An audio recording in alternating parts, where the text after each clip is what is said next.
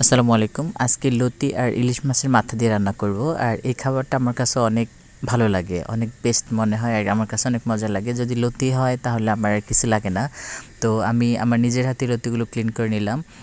Clean cutter পরে আর এইভাবে লতি কুটতে আমার কাছে অনেক ভালো লাগে, কারণ এইভাবে লতিটা যদি ক্লিন করা হয় তাহলে লতি নষ্ট হয় না আর ফালানোও যায় না। তো আমি একেবারে ফার্স্ট থেকে লাস্ট পর্যন্ত লতিটা সম্পূর্ণ ক্লিন করে নিব, তারপরে কুটে নিব। হাত দিয়েই ছিঁড়ে নেব, বটির প্রয়োজন হয় না লতি করতে গেলে।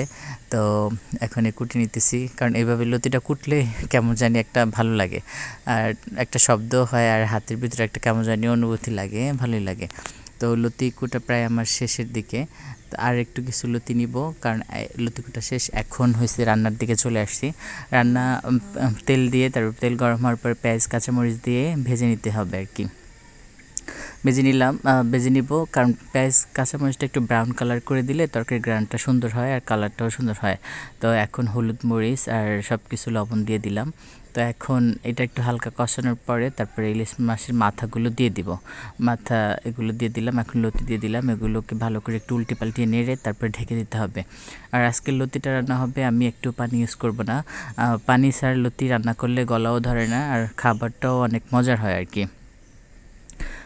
পানি থাকে না, তারপরে হয়েছে গিয়ে শুকনো শুকনো ভাজা ভাজা লাগে। আর আমাদের বাসায় লতি আম্মা রান্না করলেও ভেজে রান্না করে, আমি করলেও ভেজেই রান্না করি, কারণ আমরা পানি দেই না, পানি ইউজ করি না। এটা এইভাবে শুকনো শুকনো ভাজা ভাজা হয়, তখন খেতে ভালো লাগে। তো আমার অলরেডি ঢাকার পর আবার উঠাইলাম, দেখলাম যে কী অবস্থা, লতিটা একেবারে সফট হয়ে গেছে। এখন যাই হোক, কিন্তু এই ক্ষেত্রে লতিতে যদি নাড়া লাগে তো খুন্তি দিয়ে নাড়তে হবে, কারণ নিচে অনেকটা একটু মশলা দেওয়ার কারণে লেগে যায়। তো এটা খুন্তি দিয়ে না নাড়লে তখন এটা হচ্ছে কি পুড়ে আসবে।